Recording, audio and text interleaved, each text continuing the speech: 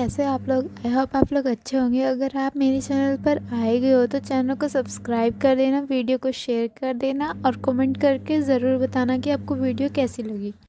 तो जाता है और हम देखते हैं कीहो जो बड़ा हो चुका है वो उस जगह आता है जहाँ वो आखिरी बार मोका से मिला था। यहाँ हमें कीहो का चेहरा नहीं दिखाया जाता। मोका को देखें तो वो भी बड़ी हो गई है और उसने आइलैंड पर एक छोटा सा घर बनाया हुआ है। वो सुबह उठती है तो फिशिंग के लिए चली जाती है। मोका फिशिंग कर रही थी जब एक ड्रोन उड़ता हुआ मोका के पास आता है तो मोका उसे देखकर हैरान होती है, क्योंकि बचपन से आइलैंड पर रहने के कारण मोका को दुनिया का कुछ भी नहीं पता था और इसके लिए ये नई चीज थी। अगले सीन में हम एक लड़के बोजल को देखते हैं जो अपने भाई बू के साथ रहता था। खाने के टाइम पर बोजल नीचे अपनी फैमिली के साथ खाना खाने आता है और उनसे कहता है कि मैं अब 30 साल का हो गया हूँ, इसलिए मैं अकेला रहना चाहता हूँ। वो कहता है कि तुम जो भी कहो मैं तुम्हारे साथ ही रहूंगा और यही नहीं तुम्हारे साथ आइलैंड की साफ सफाई करने में भी तुम्हारे साथ जाऊंगा। आइलैंड पर सफाई करते हुए बोजल अपने ड्रोन से कचरा ढूंढने लगता है और वो ड्रोन मोका के पास पहुंच जाता है जो 15 साल से आइलैंड पर फंसी हुई है। मोका ड्रोन को देखकर थोड़ा डर जाती है तो वो उसे तोड़ने लगती है। उधर कैमरे की मदद से वो ये देखकर भागते हुए मोका को रोकने के लिए जाता है। वो जैसे ही मोका के सामने आता है मोका शॉक्ड हो जाती है क्योंकि उसने 15 साल में ये पहला इंसान देखा था। मोका उसके पास जाकर इसका चेहरा पकड़ती है और कहती है कि ये सपना नहीं है। वो उसे गले लगा लेती है, तभी बोजल भी वहाँ आ जाता है। वो लोग मोका को बोट पर बिठाकर अपने साथ ले जाते हैं। शहर जाकर बोजल मोका के लिए शूज खरीद कर लाता है। वो ये सब रिकॉर्ड कर रहा था क्योंकि वो एक रिपोर्टर है और उसे अच्छी कहानी की तलाश थी। बोजल वो को मना करता है कि लोग इसके पीछे पड़ जाएंगे। वो मना नहीं होता और एक पूरी कहानी बनाकर मीडिया को दे देता है, जिस पर हर तरफ मोका की बातें हो रही थी। वो मोका से मजीद जानकारी लेने की कोशिश करता है। वो दोनों कार में जा रहे थे जब मोका को रांझू का पोस्टर नजर आता है जो देखकर दुखी हो जाती है। वो अपने होम सिटी जाती है तो वहाँ मोका अपने रात से मिलती है। मोका किरारे से धक्का देते हैं कि यहाँ से जाओ। ये देख कर वो कहता है कि मैं रिपोर्टर हूँ, अगर आपने यही बताओ किया तो मैं मीडिया पर खबर चला दूंगा। ये सुनकर वो उसकी बात सुनने को तैयार हो जाते हैं। मोका उनसे सिर्फ कीहो के बारे में जानना चाहती थी कि उसका क्या हुआ। उसके पिता बताते हैं कि तुम्हारे जाने के बाद कीहो भी घर से भाग गया और उसे अपने डैड की शिकायत लगा दी, जिसके बाद उसके पिता को जॉब से निकाल दिया गया था। लेकिन तब से अब तक कीहो को किसी ने नहीं देखा। डैड बताते हैं कि कीहो के बारे में सिर्फ यही कहते हैं कि वो मर चुका है। मोका कीहो के घर जाती है तो वहाँ से एक पेपर मिलता है जिस पर लिखा था कि जिसे पूरी शिद्दत से चाहा जाए उसे पूरी कायनात आपसे मिलाने की कोशिश करती है। वो मोका को अपने घर लाकर छुपा देता है क्योंकि उसे मोका को रांझू से मिलवाने ले जाना था। मोका वो उसे कहती है कि तुम बिल्कुल कीहो जैसे हो। वो अपने भाई बोजल से बात करता है कि कहीं मैं ही तो कीहो नहीं हूँ क्योंकि मुझे स्कूल की मेमोरीज याद नहीं। बोजल कहते हैं कि तुम कीहो नहीं हो, इसे अपने दिमाग पर जोर मत डालो। वो मोका को लेकर रांझू के पास जाता है, लेकिन रांझू को देखें तो वो बहुत ज्यादा ड्रिंक करने लगती है जिस कारण वो परफॉर्म भी नहीं कर सकती थी। उसका मैनेजर से कहता है कि आपको चिंता करने की जरूरत नहीं, आपको सिर्फ स्टेज पर नाटक करना है, बैक स्टेज पर एक सिंगर गाएगी। वो सिंगर कोई और नहीं हमारी मोका थी, जिसकी आवाज सुनकर लोग खुश होते हैं कि रांझू की आवाज और अच्छी हो गई है। वो बोजल से कहता है कि मोका को मैं कीहो जैसा लगता हूँ तो मैं उसके सामने कीहो बनकर रहूंगा। यही हमें समझ आती है कि वो मोका को पसंद करने लगा है। रांझू को देखें तो वो काफी बुरी हालत में थी। उसे ना तो काम मिलता था ना ही रेंट पे करने के पैसे थे, लेकिन मोका कहने पर रांझू की सारी वीडियोस वायरल हो जाती हैं क्योंकि उसकी जगह मोका ने गाया था। रांझू मोका से मिलती है तो रांझू को याद आ जाता है कि ये वही लड़की है जिसका रांझू ने बहुत वेट किया लेकिन वो नहीं आई। वो मोका से कहती है कि अगर तुम उससे ना जाती तो आज कोरिया की सबसे बड़ी स्टार होती। वो मोका को देखते है कि इसके पास इतना बड़ा चांस है और ये अपना कैरियर बनाने के बजाय रांझू को और फेमस करना चाहती है। वो मोका से कहता है कि रांझू से बात करो, वो तुम्हें आइडल बनाने में मदद करे, लेकिन मोका उसे इग्नोर करती है। रांझू जिसने 3 माह से घर का रेंट पे नहीं किया था वो मोका के साथ ही आ जाती है और अब वो के घर में वो दोनों रह रही थी। वो जो रांझू से मिलता है तो रांझू को लगता है कि मैंने इसे कहीं देखा है, लेकिन उसे याद नहीं आता। वो बोजल से रांझू और मोका के उसके घर रहने के बारे में किसी को ना बताने का कहता है। ये सुनकर बोजल कहता है कि इसके लिए मेरी एक शर्त है कि तुम आइंदा कभी कीहो के बारे में कोई बात नहीं करोगे। रांझू ने मोका के लिए ऑडिशन रखवाया था, जिसके बाद वो केक लेकर सेलिब्रेट करने मोका के पास जाती है। मोका के डैड से कीहो के डैड मिलते हैं तो उनको बताते हैं कि मोका के साथ एक लड़का आया था जो बिल्कुल कीहो जैसा लगता है। जिस सुनकर कीहो के डैड जज्बाती हो जाते हैं क्योंकि वो 15 साल से कीहो का वेट कर रहे थे। वो मोका के डैड से वो का कार्ड लेकर चले जाते हैं, जिसके बाद मोका को साथ लेकर रांझू ऑडिशन के लिए जाती है तो वो लोग मोका को ऑडिशन लेने से मना कर देते हैं। वो कहता है कि मैंने 30 साल की उम्र में किसी को आइडल बनते नहीं देखा, इससे उसे चांस देना बहुत मुश्किल है। ये सुनकर रांझू को काफी गुस्सा आता है तो वो आदमी रांझू से कहता है कि हम इसे तुम्हारी मैनेजर बना सकते हैं। मोका ये सुनकर कहती है कि मैं रांझू की मैनेजर बनने को तैयार हूँ क्योंकि वो समझ गई थी कि ये बंदा सिर्फ पैसे बनाने के लिए रांझू को साथ रख रहा है। रांझू मोका से पूछती है क्या तुमने कीहो को ढूंढना है, तो मोका पूछती है कि आपको कीहो का कैसे पता। रांझू बताती है कि जब मैं डीवा थी तब कीहो मुझसे मुझसे मिलने आया था, जिसने कहा था कि जब आपके पास मोका नाम की लड़की आए तो आप उसे हक कर लेना। यही कारण था कि मोका जब पहली बार रांझू से मिली थी, रांझू से हक कर रही थी। रांझू के लिए हर कॉन्सर्ट में बैक पर मोका नहीं गाना होता था, इसे वो गाने की प्रैक्टिस करने लगती है। मोका वो उससे कहती है कि तुम्हें क्या लगता है कि वो मुझसे मिलने क्यों नहीं आया। मोका को लग रहा था कि उसकी 2 वजह हो सकती है, एक ये कि वो मुझसे मिलना नहीं चाहता, दूसरा ये कि उसकी मौत हो गई। वो कहते हैं कि तीसरी वजह भी तो हो सकती है कि उसकी मेमोरी चली गई हो। इसके साथ ही वो मोका को अपने सर पर चोट का निशान दिखाता है कि मेरा एक्सीडेंट हो गया था, जिस कारण मेरी मेमोरी चली गई। वो के घर में भी तब आग लग गई थी, इससे उसके पास पिक्चर्स भी नहीं थी और वो नहीं जानता था कि उसका दोस्त कौन था। रांझू की परफॉर्मेंस थी जिसमें मोका स्टेज के बैक पर गाना गा रही थी। रांझू को पता चलता है कि शो की रेटिंग नंबर 1 पर चली गई है। वो को कोई फूल भेजता है जिसमें एक लेटर था। वो मोका को बताता है, इस पर लिखा कि मोका को बता देना 8 बजे मुझसे उसी जगह पर मिलने आ जाए। ये सुनकर मोका भागते हुए आती है तो हैंडराइटिंग देखकर उसे पता चल रहा था कि ये कियो की हैंडराइटिंग है। ये देखकर वो रोने लगती है। वो जब वो को इस बारे में बताता है तो वो भागकर मोका के पास जाता है। मोका को देखें तो वो बस में बैठकर कियो से मिलने जा रही थी। इधर बोझल अपना काम कर रहा था जब उसके सर में दर्द होने लगता है और वो बेहोश हो जाता है। उसे सपने में कियो के बाबा नजर आते हैं तो होश में आने के बाद उसे समझ आ जाता है कि फूल कियो ने नहीं बल्कि कियो के पापा ने भेजे थे। वो समझ आता है कियो के पापा ने ट्रैप करके मोका को मिलने बुलाया है तो वो भी उसके पीछे भागता है। मोका स्टेशन आती है तो वहाँ कियो की रात को देखकर भागने लगती है तो भागते हुए गिर जाती है। वहाँ मोका आती है तो उसे उठाकर अपने साथ ले जाती है। मोका एक जगह जाकर उससे पूछती है क्या तुम कियो हो, तो वो अपनी होठी पीछे करता है और वहाँ बोझल को देखकर मोका शॉक रह जाती है। वो बोझल से पूछते कि तुम यहाँ क्या कर रही हो, जिसपे वो पूछते कि तुम वहाँ क्या कर रही हो। मोका कहती है कि मैं कियो का नोट पढ़कर यहाँ आई हूँ। बोझल कहता है कि तुम्हें बेवकूफ बनाना इतना आसान है कि कोई भी कियो के नाम से नोट भेजेगा तो तुम पागल बनकर उसकी बात मान लोगी। मोका कहती है कि मुझे जानना था कि कियो को कुछ हो तो नहीं गया। बोझल उसे कुछ कह नहीं पाता तो मोका कहती है कि मुझे बस ये जानना है वो ठीक है या नहीं। बोझल कहता है कि वो ठीक है तो मोका कहती है कि ये तुम्हें कैसे पता। बोझल कहता है कि बस मुझे पता है वो ठीक है। मोका को देखें तो उसे बोझल से पूछे कियो की रात का पीछा करने लगता है। उनके अपार्टमेंट के पास जाता है तो उसे पुरानी मेमोरीज आने लगती हैं। घर आकर वो मोका को कॉल करके कहता है कि मुझे कियो के नोट के बारे में तुम्हें नहीं बताना चाहिए था। वो मोका से माफी मांगने लगता है। मोका कहती है कि तुम्हें माफी मांगने की जरूरत नहीं। वो कहती है कि अभी पता चल गया कियो जिंदा है वरना उसका डैड तुम्हें मिलने नहीं आता। वो को लग रहा था कि वही कियो है, इससे वो मोका की बातें सुनकर इमोशनल हो रहा था। मोका उसके पास नीचे आ जाती है तो वो को रोता देखकर उसे हक कर लेती है। अगले दिन वो मोका के फोन में अपना नंबर इमरजेंसी के लिए सेव कर देता है ताकि आइंदा कुछ गलत होने पर मोका उससे कांटेक्ट कर ले। मोका बोझल और उनके मॉम डैड के नंबर भी इमरजेंसी कॉन्टेक्ट्स के नाम से सेव कर लेते हैं। मोका का रांझू नशे में काफी बातें सुनाती है कि तुम मेरी वजह से ही सिंगर हो, मैं नहीं रहूं तो तुम्हें कोई भी नहीं जानता। मोका उसकी बातों से काफी दुखी होती है जिस पर बोझल उसे कम्फर्ट करता है। नशा उतरने के बाद रांझू मोका से माफी मांगती है तो मोका बेचारी खामोश हो जाती है। मोका बोझल की मॉम के पास उनके कपड़े लौटाने जाती है तो मॉम उसे वो कपड़े रखने का कहती है। उसे कहती है कि तुम चिंता नहीं करो, तुम बहुत जल्द बहुत कामयाब होगी। वो कहती है कि जब तुम शिद्दत से किसी चीज को चाहो तो पूरी दुनिया तुम्हें उससे मिलाने लग जाती है। उसकी बात सुनकर मोका को याद आता है कि कियो की मॉम भी ऐसी ही बातें करती थी। इससे वो पूछती है कि आपने ये डायलॉग कहाँ सुना। मॉम कहती है कि ये तो मेरा ही डायलॉग है। वो को देखें तो वो कियो का पिता का घर चला जाता है तो अंदर जाकर तलाशी लेने लगता है कि तभी उसे पता नहीं चलता कोई घर में आया है। वो वहाँ मोका बोझल अपनी फोटोज देखता है तो काफी हैरान होता है कि तभी पीछे से बोझल आता है जो उसे वहाँ से निकलने का कहता है। वो बोझल से कहते हैं कि क्या कियो का पिता ही हमारा डैड है। मोका बोझल की मॉम से पूछते हैं कि आप किसी कियो नाम लड़की को जानते हैं, क्योंकि ये डायलॉग कियो की मॉमी कहती थी। मॉम कहती है कि नहीं, मैंने तो ये नाम पहली बार सुना है। वो बोझल को वहाँ से ले जाता है, कहते हैं कि मैं तुम्हें सब बता देता हूँ। फ्लैशबैक दिखाया जाता है कि कियो अपने भाई या मॉम के साथ रहता था। एक दिन उसके पिता टीचर की शिकायत पे घर आते हैं। कियो को मारने लगते हैं क्योंकि उसके टीचर ने बताया था कि वो पैसे जमा कर रहा है। कियो कहते हैं कि मैं ये पैसे घर से भागने के लिए जमा कर रहा हूँ। ये सुनकर पिता को और गुस्सा आता है। वो कुर्सी से उसे मारने लगते हैं लेकिन उसका भाई उसके सामने आ जाता है। वो की चोट आने के कारण मेमोरी चली जाती है, जिसके बाद उसकी मामा दोनों को साथ ले आती हैं और उनके नाम चेंज कर लेती हैं। ये सुनकर वो बोझल से कहता है कि चलो अपने पुराने नाम दोबारा अपना लेते हैं, लेकिन बोझल कहते हैं कि इससे सब डिस्टर्ब हो जाएगा। आइलैंड पे मोका अकेली बैठी थी जब उस पर एक भालू हमला करने लगता है जिस पर वो चीख मारती है और यहीं उसकी आंख खुल जाती है। बोझल को देखें तो उसकी मामा से बताती है कि मोका मुझसे कियो का पूछ रही थी लेकिन मैंने उसे कुछ नहीं बताया था। बोझल उनको बताता है कि मोका का जिस आदमी ने पीछा किया था वो डैड थे। ये सुनकर उसको मॉम डर कर बैठ जाती है तो बोझल कहता है कि हमें मोका को बचाना होगा। वो मोका से मिलता और उसे कहते हैं कि मैं कियो से मिला, उसने शादी कर ली है, वो तुमसे मिलने नहीं आ सकता क्योंकि वो मूव ऑन कर चुका है, इसलिए तुम्हें उसकी चिंता करने की जरूरत नहीं। मोका को उसकी बात का विश्वास नहीं होता तो वो उसे वो पेन ड्राइव देता है जिसमें कियो ने मोका का गाना रिकॉर्ड करके सेव किया था। वो कहते हैं कियो ने कहा है वो दूर से तुम्हें देखता रहेगा और तुम्हें सिंगर बनते देखेगा। मोका रांझू से कहती है कि मुझे लगता है लोग झूठ बोल रहे हैं और कियो इन दोनों में से कोई एक है। इन लोगों ने मुझे आइलैंड पर ढूंढा और इनकी मॉम भी वही बातें करती है जो कियो करता था, इससे मुझे विश्वास है इन दोनों में से कोई कियो है। बोझल की मॉम मोका से कहती है कि तुम्हें सिंगर नहीं हेयर हेयर स्टाइलिस्ट बनना चाहिए। वो नहीं चाहती थी कि मोका सिंगर बने और किहो का पिता उसे टीवी पर देखे। मोका ऊपर जाती तो वहाँ बोजल को देख कहती कि तुम किहो नहीं हो सकते, क्योंकि किहो की आंखें बिल्कुल अलग थी। उसकी बातों का बोजल के पास कोई जवाब नहीं था, इससे वो कोई और बात शुरू कर देता है। बोजल अपनी न्यू फैमिली के साथ काफी खुश था। उसकी मॉम के पति भी काफी अच्छे थे। वो ने बोजल के कहने पे अपने पिता पे केस भी नहीं किया था, वरना वो मोका का पीछा करने पर उनके खिलाफ शिकायत करना चाहता था। बोजल मोका का गाना सुनते हुए उसका पुराना गाना निकालता है तो उसे पता चलता है कि रांझू के पीछे गाने वाली कोई और नहीं बल्कि मोका ही है। बोजल जो कि प्रोड्यूसर था वो अगले कॉन्सर्ट में रांझू को कहता है कि आज लाइव गाना गाना है, जिसका मतलब है रांझू को आज खुद गाना है। रांझू ये सुनकर परेशान हो जाती तो बोजल कहते हैं गाने के बाद रांझू शो के बाद स्टेज पे सबको बता देगी कि उसके पीछे गाने वाली मोका है। बोजल के कहने पर रांझू मोका से कहती कि मैं तुम्हें अपना स्टेज छीनने नहीं दूंगी। मोका से शांत कहती कि मैं आपका स्टेज नहीं छीन रही, बल्कि मैं तो आपको आइडियलाइज करती हूँ। रांझू काफी टेंशन में थी कि उसे लाइव गाना है। इधर मोका को भी तैयार किया जा रहा था क्योंकि उसे आज स्टेज पर जाना था। लिफ्ट में जाते हुए मोका बोजल के कोलीग से पूछती है कि अब आप आइलैंड साफ करने नहीं जाते, तो वो कहता है कि हमें बोजल ही ले जाता था, लेकिन जब से तुम मिली हो तब से बोजल ने जाना छोड़ दिया है। यही मोका को याद आता है कि जिस दिन वो आइलैंड पर उनसे मिली थी उस दिन बोजल के एक्सप्रेशंस ऐसे थे जैसे वो बहुत खुश है और खुशी कंट्रोल कर रहा है। इस सोचकर मोका को लगता है कि शायद बोजल ही किहो है। ये सोचते हुए मोका गिरने लगी थी कि तभी उसे बोजल थाम लेता है और कहता है कि तुम ऐसे स्टेज पर जाओगी। वो मोका को चिंता ना करने का कहता है कि आज का दिन तुम्हारा सबसे बड़ा दिन है, इसलिए आज सिर्फ स्टेज पर ध्यान दो। शो की शुरुआत होती है। रांझू सबको बता देती है कि मेरे लिए कोई और गाना गाता है। ये वो आवाज है जिसे आप सबको 15 साल पहले सुनना चाहिए था, लेकिन वो एक आइलैंड पर फंस गई थी। वो कहती है कि आप देखना चाहते हैं कि ये आवाज किसकी है। मोका गाना शुरू करती है। मोका के लिए वोटिंग शुरू हो जाती है। मोका का गाना सबको बहुत पसंद आता है और उसे दोबारा गाना गाने के लिए बुलाया जाता है। इधर किहो की मॉम टीवी पर मोका को देखते काफी परेशान थी कि अब किहो के पिता मोका को ढूंढ लेंगे। मोका फेमस हो गई थी, इससे बोजल चाहता था कि उसे ऑटोग्राफ लेने वाला पहला इंसान वो हो। वो ऑटोग्राफ लेने जाता है तो उसे वो मिल जाता है। वो को सब याद आ गया था, इससे वो बोजल से बात करना चाहता था, लेकिन बोजल से कहते कि मैंने 15 साल इंतजार किया है, आज मौका मेरे सामने, इसे मुझे भी सिर्फ मोका को स्टार बनाना है। यही उनकी बातें मोका सुन लेती और जान लेती कि बोजल ही किहो है, जिसने अपने पिता के डर से अपनी पहचान छुपाई हुई है। मोका नीचे आती तो विंडो से देखती है कि किहो के डैड बाहर खड़े थे। तभी बोजल उसे ढूंढते हुए कॉल करने लगता है, लेकिन मोका उसकी कॉल काट कर फोन बंद कर देती है। किहो के पिता के पास चली जाती है। मोका और किहो दोबारा मिल जाएंगे या किहो के पिता के डर से मोका किहो से दूर हो जाएगी? क्या किहो का मोका को स्टार बनाने का सपना पूरा हो जाएगा? मोका किहो की लव स्टोरी में हमारे वो का क्या होगा? अब इस सीजन में और बहुत सारे ट्विस्ट आने वाले हैं। आगे की कहानी जानने के लिए देखिए इसका अगला part. Thank you for watching.